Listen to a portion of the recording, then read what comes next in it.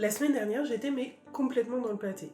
C'est-à-dire qu'une vilaine crève m'avait mise bien KO, et donc j'étais absolument plus capable physiquement de réaliser la peinture par jour que j'avais décidé de réaliser en octobre. Il fut un temps où j'aurais culpabilisé à mort, où je me serais sentie minable de ne pas avoir réussi à remplir l'objectif que je m'étais fixé. Mais après des années passées à soit développer des projets en parallèle de mon boulot principal, ou bien carrément en bossant en indépendant, j'ai fini par réussir à trouver une forme d'équilibre entre être productive et avoir de la bienveillance envers mes limites.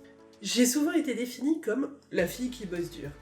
Mon éthique du travail, ma régularité, ma productivité, ma manière de bien m'organiser ont toujours fait partie des composantes de ma personnalité qui me rendaient le plus fière. C'est bien beau, mais le souci lorsque l'on se définit avant tout par sa capacité à travailler dur, longtemps et bien, c'est que le jour où on peut plus, on se sent minable.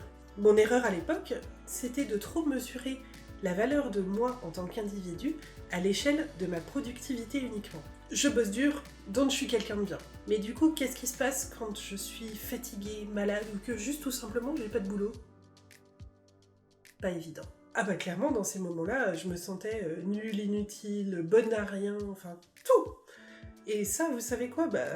Comme opinion de soi, c'est pas hyper enviable en fait. Et il m'a fallu beaucoup de boulot sur moi-même pour réussir à séparer ma vision de moi-même en tant qu'individu de ma capacité à produire. Il s'agissait du coup d'une part d'accepter que je ne suis pas ce que je produis, ce qui au passage m'a beaucoup aidé à mieux vivre les critiques, et d'autre part aussi accepter que lorsque je ne produis pas, cela ne veut pas dire que je n'ai pas de valeur. Clairement, les réseaux sociaux m'ont pas aidé là-dedans. C'est tellement facile de voir s'aligner sur les réseaux sociaux les jolies photos, les jolies vidéos, toute la productivité des autres et de se sentir comme une brêle parce que nous on n'en fait pas autant ou on ne fait pas aussi bien. Je ne compte même plus le nombre de fois où je me suis sentie comme une brêle parce que telle personne faisait des nuits blanches à répétition pour pouvoir finaliser un projet de fou, ou bien que telle entrepreneuse travaillait sur 8 projets à la fois, alors que moi j'étais toujours sur le même projet à côté de mon boulot depuis 6 mois qui n'avançait pas parce que je ne lui consacrais pas assez de temps. La manière dont j'ai réussi à me sortir de ça, c'est de me répéter en boucle qu'on ne voit pas toute la vie des gens sur les réseaux sociaux. Si ça se trouve, tel inconnu dont j'admirais les 8 projets en même temps, a en réalité une équipe de 12 personnes à plein temps derrière lui, donc forcément il sort plus de projets que moi. Et tel artiste peint en fait toute la journée, donc forcément elle sort plus d'images que moi. Mais ça, les réseaux sociaux me permettent pas de le savoir. Je n'ai pas les mêmes circonstances qu'eux, je ne peux donc pas forcément produire autant et aussi bien qu'eux. Et puis après, tout ça me pose un autre problème. Si la personne que je suis ne se résume qu'à ce que je crée et que je fais, qui je suis lorsque je ne suis pas en train de créer ? J'ai tellement longtemps nourri ma personnalité de cette espèce de cercle vicieux qu'à un moment, je me suis rendu compte qu'en dehors de ce que je créais, je n'avais plus de goût, de personnalité, d'envie. Je n'étais plus que ça. Je me limitais à ça. Mais justement, comment je fais pour nourrir une production artistique si je ne suis à côté de ça qu'une coquille vide ? C'est d'ailleurs un autre écueil de notre société. On valorise tellement plus ceux qui ont des side business et pas des hobbies. Comme si, sous prétexte qu'une activité n'est pas monnayable, elle n'avait plus de valeur, plus d'importance et elle était même négative et un peu honteuse. Moi je dis, revalorisons les hobbies, les passe-temps.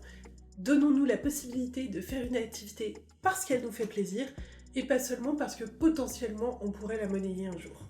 Et qui sait, peut-être que justement vous en tirerez un truc utile, une nouvelle connaissance qui pourrait nourrir votre activité principale par exemple. Oui, quand je fais des mots fléchés, je fais un truc qui sert pas à grand chose et qui me fait juste plaisir.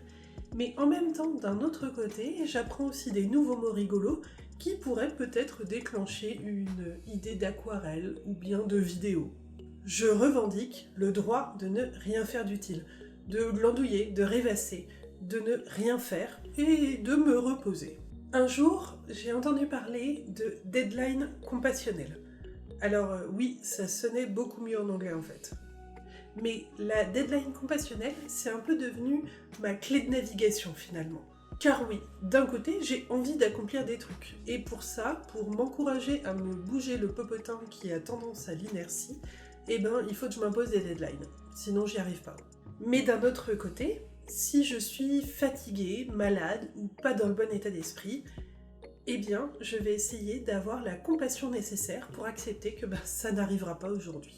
Je tente d'avoir de la compassion envers moi-même et de me dire finalement exactement ce que je dirais à une copine si elle était dans la même situation que moi. C'est pas grave, tu as toujours de la valeur, tu feras ça demain, tant pis, prends soin de toi. Ta valeur n'est pas liée à ta productivité. Et d'ailleurs, moi je me dis que si à un moment vous en avez le doute, repassez-vous ce petit bout de vidéo là, ça va peut-être vous aider. Ta valeur n'a rien à voir avec ta productivité. Tu es bien plus que ce que tu produis. Et je vais vous dire, en fait, je crois que j'ai jamais été aussi efficace que depuis que j'ai compris et accepté que je n'avais pas une capacité de travail infinie. Me dire que non seulement j'ai le droit de faire des pauses, des breaks, de prendre des pauses déjeuner, de prendre des week-ends, mais qu'en plus, en fait, j'en ai besoin. Bon, bien sûr, cette histoire de deadline compassionnelle, ça ne marche que dans le cadre des projets perso. Il est évident que dans le cadre plus professionnel, c'est beaucoup plus compliqué parce que on nous impose parfois des deadlines qu'on est bien obligé de tenir. C'est un peu différent. Mais si déjà dans nos projets perso, on arrive à trouver un équilibre entre faire plein de trucs cool et prendre soin de soi, je me dis que c'est déjà un gros pas de franchi. J'espère que ma petite perspective sur ce que je qualifierais de procrastination bienveillante vous a intéressé. Je serais très curieuse de savoir comment est-ce que vous arrivez à naviguer entre l'envie de faire des trucs cool et le besoin de faire des breaks. Racontez-moi tout ça en commentaire. Si la vidéo vous a plu, vous pouvez comme toujours laisser un pouce vers le haut, ça me fait toujours très plaisir, ou bien la partager sur les réseaux sociaux, c'est ça qui fait vivre la chaîne. Vous pouvez comme toujours vous abonner, ça vous permettra de ne pas rater les prochaines vidéos. Et moi, je vous dis à très vite sur les réseaux sociaux et pour une prochaine vidéo. Salut!